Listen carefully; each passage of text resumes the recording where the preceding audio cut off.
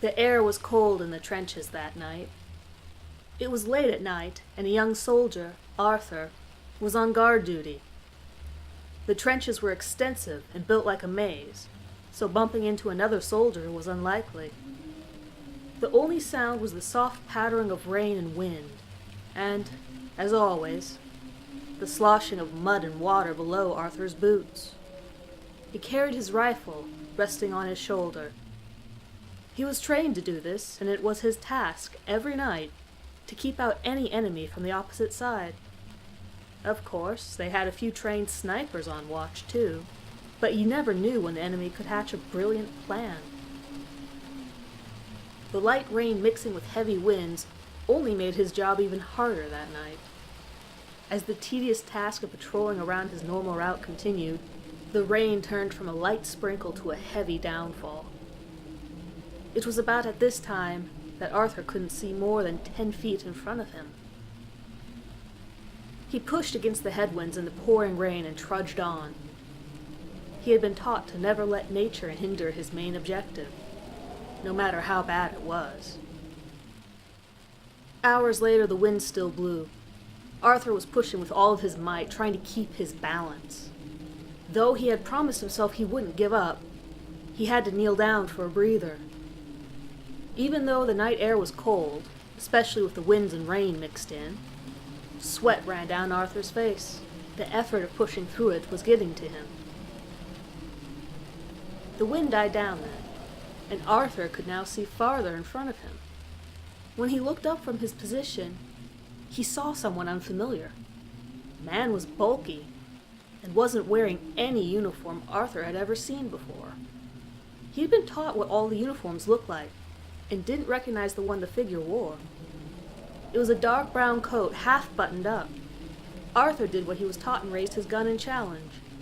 He thought about putting on a gas mask, for a chemical attack might be imminent, but it was too late. He already had his gun trained on the figure's head. "Hey!" Arthur screamed at the figure. The figure turned, his eyes meeting Arthur's. Those eyes were glossy and plainly visible even in the night. The figure had long, dirty white hair protruding from every visible inch of his skin.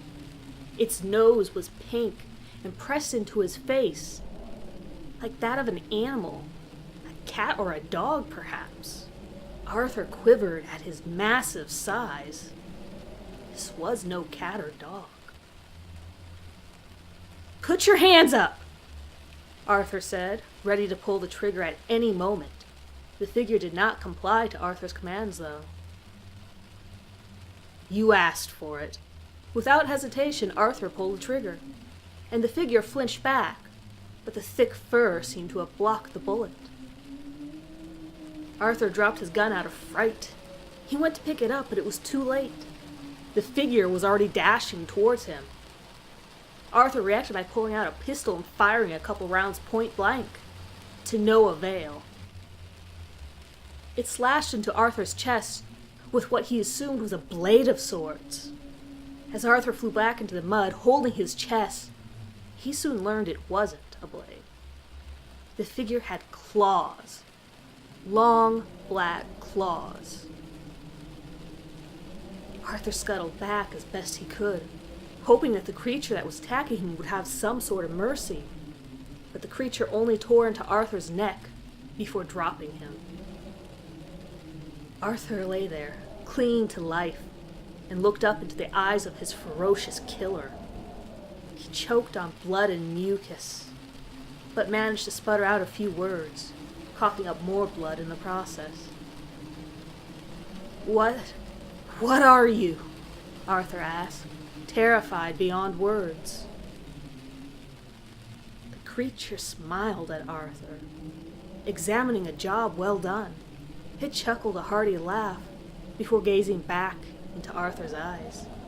Its friendly grin contorted into a twisted smile, revealing its rows of sharp, pointed teeth.